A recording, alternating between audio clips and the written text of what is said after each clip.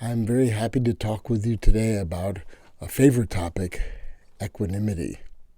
This is one of the great teachings from the Buddha on the importance of maintaining balance and equilibrium in the mind, no matter what it is that's happening.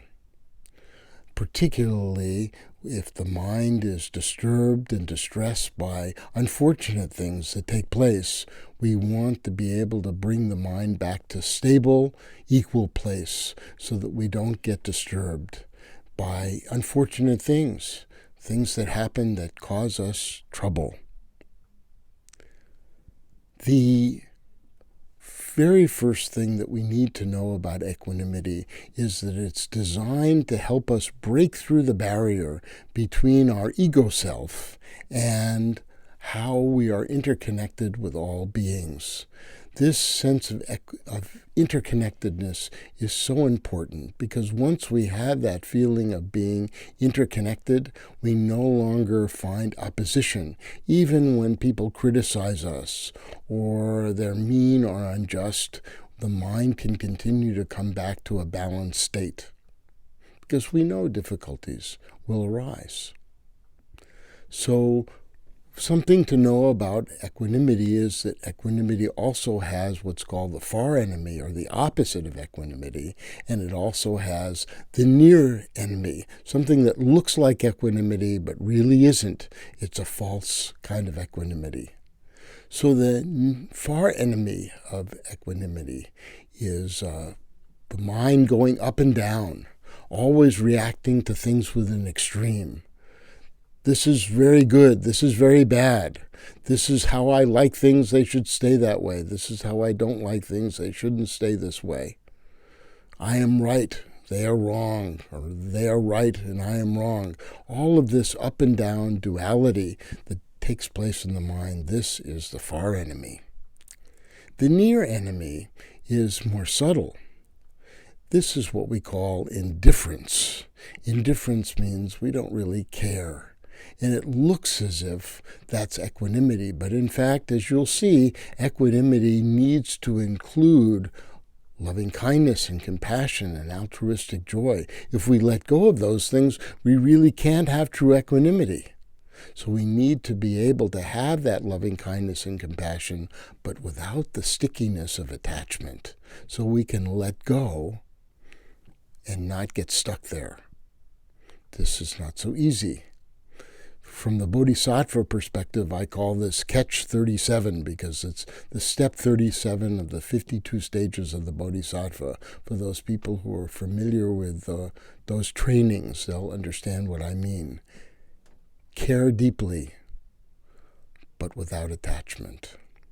So let's talk about how to do this practice. Well, the very first thing that we do is, of course, we picture the person. Where do we start? The proximate cause is actually the neutral person, because we don't really know too much about this neutral person. They're not so well known to us. So most of the people in the world are like that. They're neutral to us. But that's where we begin this feeling of equanimity, because we don't have to worry about liking them or disliking them so much because they're not so close. So we cultivate this feeling of equanimity by realizing that they probably have a mix of qualities. Some of their qualities are pleasant, some of their qualities are probably unpleasant, and a whole bunch of their qualities are in between.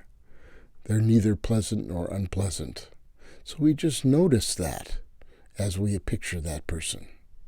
And then we generate from within our heart a feeling of loving kindness towards them. May they be safe. May they be happy. May they be healthy. May they live with ease. And we also cultivate within ourselves a feeling of compassion for them. Yes, may they not be suffering. May their suffering be relieved. We also generate altruistic joy. They must have good qualities. May their good qualities continue to grow.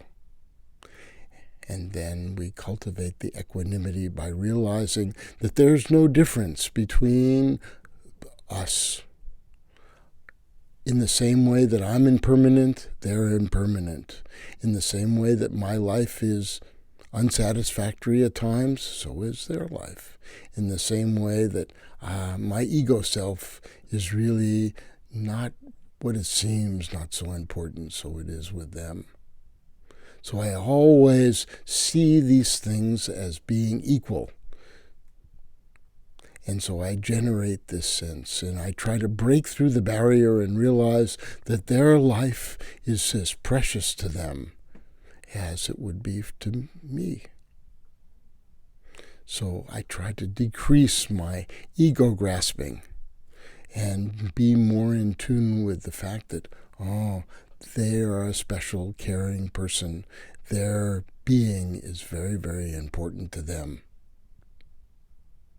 This is the way that we cultivate this, and we try to break through this barrier. And then, very important, not to attach, to be able to say, I can let go. I don't have to control them. They don't control me. I don't have to stick around and be thinking about them all the time, be obsessed. I can let these things go. So we start with the neutral person, and then we generate this toward our dear boon companion, the person who has been a great teacher to us. This is very important as well. Then we generate it toward a dear loved one. And then even to a difficult person. And also towards ourselves. We generate this toward a group of people in the world. And then also to all beings. This is the deep practice of equanimity. It's in more advanced practice. It's something that we do when we've been able to cultivate the other 3 Brahma-Vihara, the sublime attitudes. We're going to do our best to see if we can cultivate this as well, to create this inner balance so we don't go up and down quite so much. I hope this is helpful to you and that you get to try it out when the time is right. So I wish you well in keeping a good balance with your life. Thank you so much.